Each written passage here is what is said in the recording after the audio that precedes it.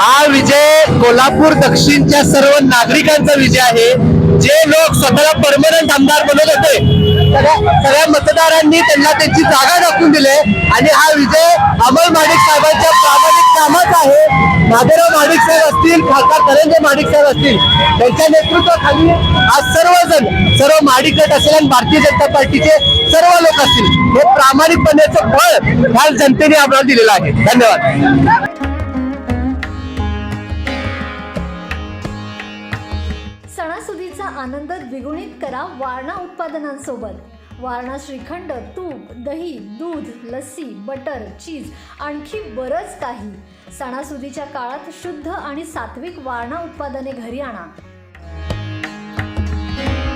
वारणा, आनंद अस्सल चवीचा।